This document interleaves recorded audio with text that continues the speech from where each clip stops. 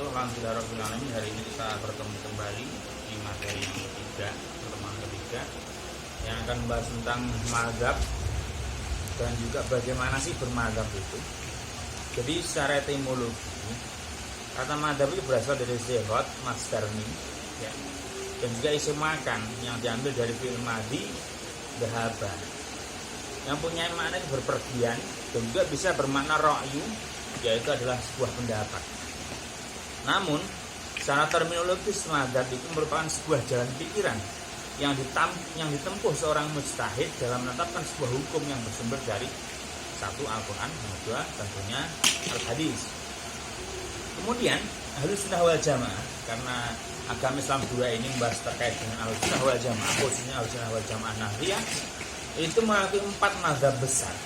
Yang pertama yaitu Imam Abu Hanifah Nu'man bin Thabit. Dia itu lahir di Persia, berdarah Persia, lahir tahun 80 Hijriah dan wafat 150 Hijriah di Baghdad, Irak. Beliau itu mempunyai gelar yaitu Imam Azim, yaitu Imam sing agung.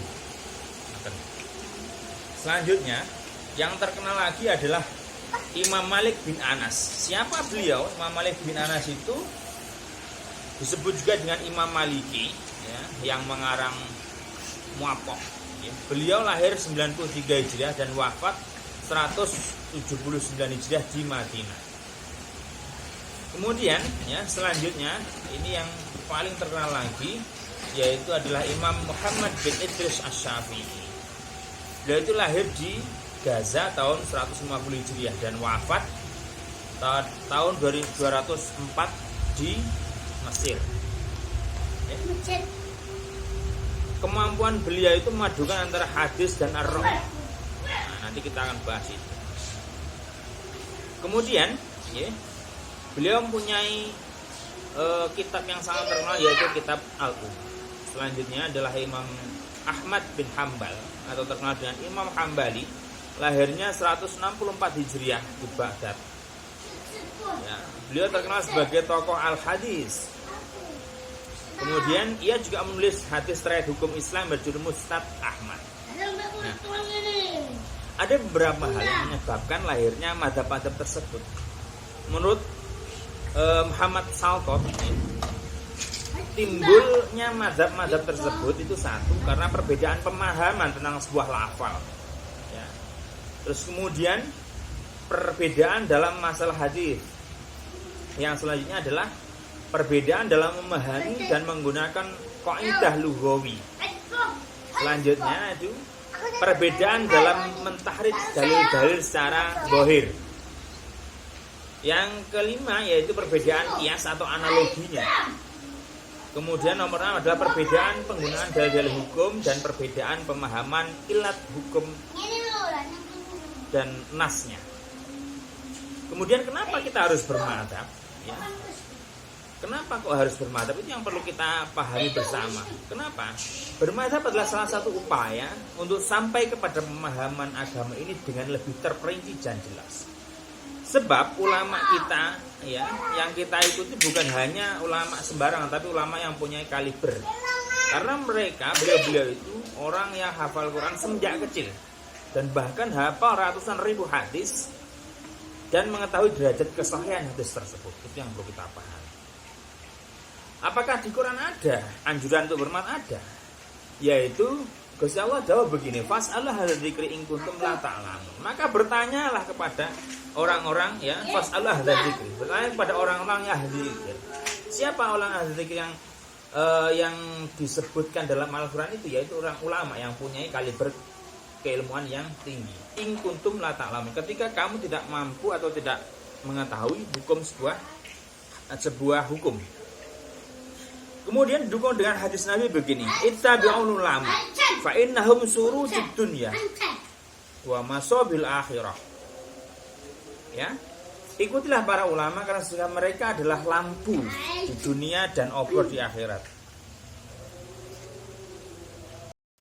Baik, selanjutnya yaitu terkait manfaat. Kenapa kita harus bermadzhab?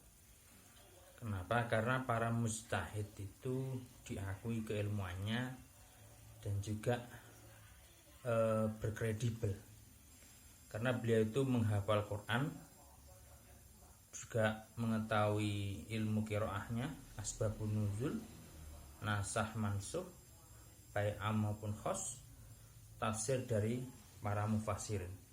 Jadi itulah pentingnya bermadzhab.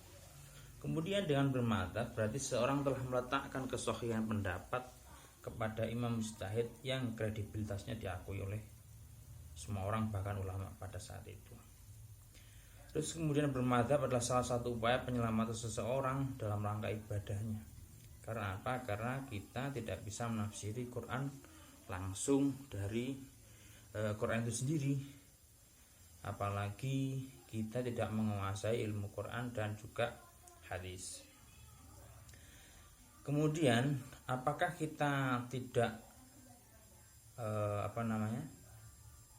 tidak berarti bahwasanya ketika bermadzhab tidak pakai Al-Quran? Tidak, tetapi ketika kita memakai mazhab itu sandarannya tetap kepada Quran, namun pemahamannya itu disandarkan oleh kepada ahli tafsir dan ahli hadis dan juga ahli fikih yang memang memiliki otoritas untuk itu.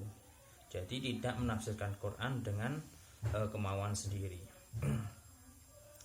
Terus yang terakhir adalah pandangan para ulama terkait bagaimana bermadzhab.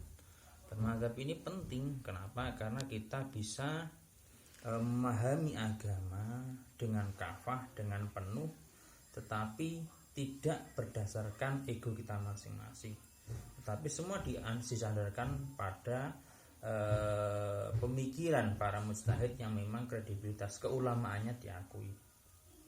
Bahkan para ulama salafus soleh itu bermadzhab, seperti Imam Ghazali itu bermadzhab Syafi'i, Ibnu Katsir, Imam Nawawi, Ar-Rifai dan lain sebagainya itu bermadzhab Syafi'i. Ibnu Taimiyah, Ibnu Qayyim Al-Jauzi, Ibnu Rajab dan masih banyak ulama lain juga bermadzhab Hambali. Nah, itu pentingnya bahwasanya kita harus bermadzhab dalam memahami sebuah agama. Baik, saya pikir cukup untuk pertemuan kali ini. Terima kasih. Assalamualaikum warahmatullahi wabarakatuh.